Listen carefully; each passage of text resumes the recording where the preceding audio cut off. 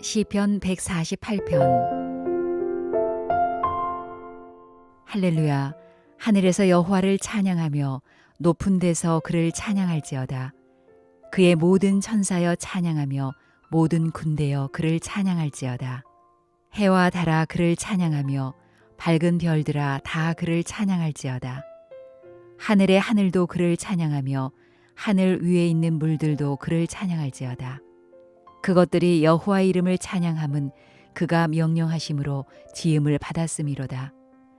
그가 또 그것들을 영원히 세우시고 패하지 못할 명령을 정하셨도다.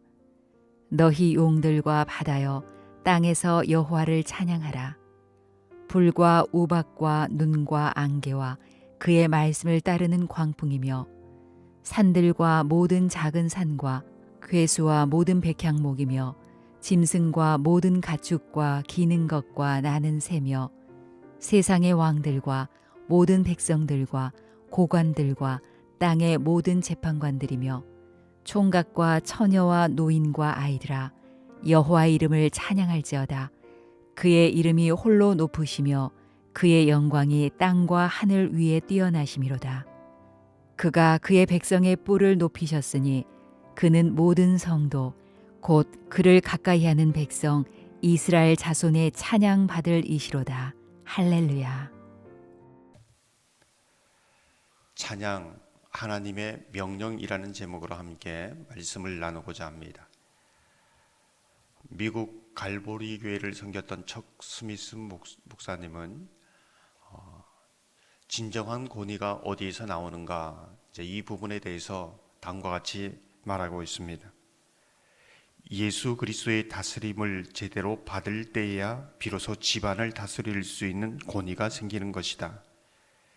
남편 되시는 분들은 부디 이 점을 잊지 말고 집안을 다스릴 때에 자신은 더 큰 다스림 아래에 있다는 사실을 명심하는 가운데 그 권위를 행사해야 한다.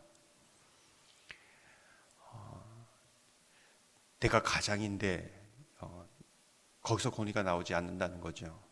내가 누군데 거기서 권위가 나오지 않는다는 겁니다. 내가 목사인데, 장로인데, 권사인데 거기서 권위가 나오지 않는다는 것이죠.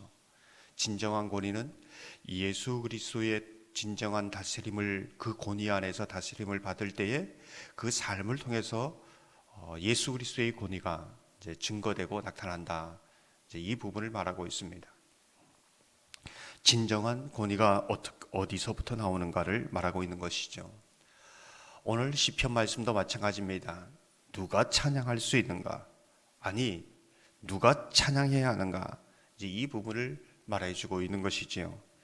1절에서 6절을 보면 하늘을 향하여 찬양하라고 명령하고 있습니다.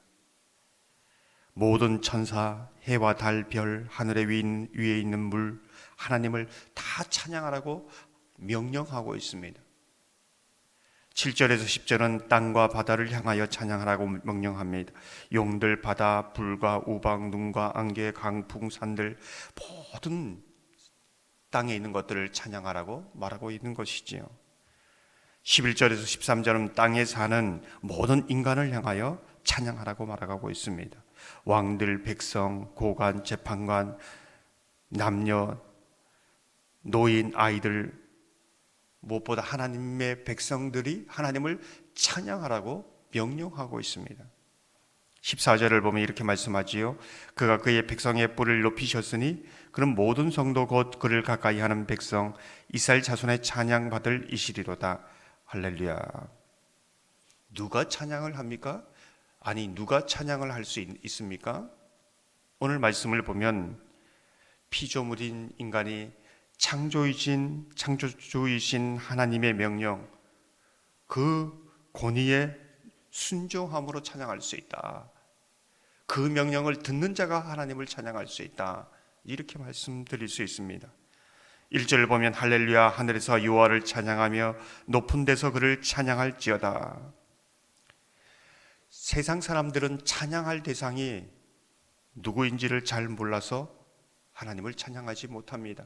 하나님을 잘 알지 못합니다. 그래서 사람을 찬양합니다. 그래서 어떤 사람들은 오래된 나무를 찬양하기도 합니다. 그 앞에 경배합니다.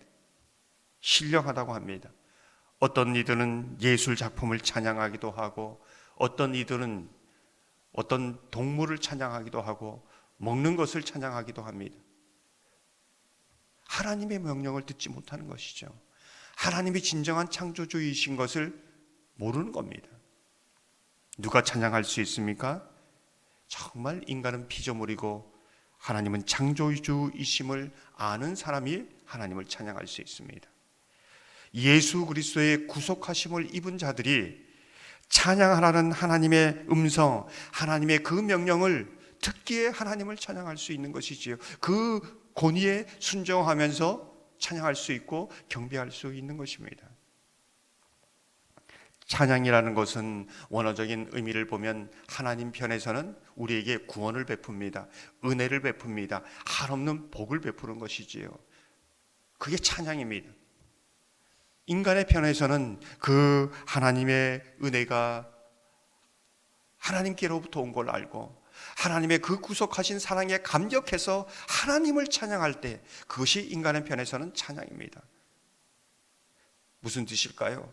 하나님이 지금도 한없는 은혜를 베풀고 구속의 은총을 베풀고 수만 가지 은혜를 베풀지만 단 한 가지도 깨닫지 못하면 그 은혜를 받으면서도 불평합니다. 원망합니다. 내 인생이 왜 이러냐고 이렇게 말합니다. 우리의 구원자 되신 하나님을 알고 오늘도 그 사랑을 받는 자, 오늘도 너는 나의 자녀다, 내가 너를 사랑한다, 그 음성 듣는 사람들이 그 상황이 어떠하든지 하나님을 소리 높여서 찬양할 수 있다라는 것을 말씀해 주고 있습니다. 비가 내리고 땅에서는 수증기가 올라갑니다. 이것이 하나의 순환을 이루어서 계속적으로 이 자연계의 때를 따라 비를 내리는 것입니다. 하나님이 비와 같은 은혜를 베푸시고 또 인간들이 그 은혜를 받고 하나님을 찬양할 때에 또 하나님은 더 큰 복을 내리시고, 그래서 이것이 하나의 영적인 아름다운 순환이 되어서 끊임없이 하나님의 은혜 가운데 사는 비결이 된다, 이렇게 볼 수 있는 것이지요. 그래서 가진 자는 더 가지게 되고 없는 자는 더 없는 것이요, 수만 가지 은혜가 부어지지만은 없는 자는 아무것도 없는 것, 100가지 은혜를 받아도 한 가지 없는 것을 찾습니다. 그렇지만 하나님의 은혜를, 하나님을 아는 사람은 99가지 감사할 이유가 없는 가운데서도 한 가지 감사할 이유를 찾아 하나님을 찬양하는 것이지요. 사랑하는 성도 여러분, 하나님이 창조주이시고 우리가 피조물이시며 지금도 한없는 은혜와 사랑을 구속하신 그 은혜를 베푸심을 알고 오늘도 모든 피조물아 하나님을 찬양하라, 온 마음을 다하여 찬양하라. 오늘 말씀을 보면은 야, 너는 정말로 오늘 보니까 찬양할 상황이 아니구나, 내가 보더라도 너는 찬양할 상황이 아니야, 그래서 너는 찬양하는데 제외가 돼, 이렇게 말하는 대상이 없다는 겁니다. 모든 만물아 찬양하라, 이렇게 말씀하고 있습니다. 여러분이 어떤 상황이든지 하나님을 찬양할 수 있는 그러한 은혜가 있기를 주님의 이름으로 축원합니다. 이 시간 함께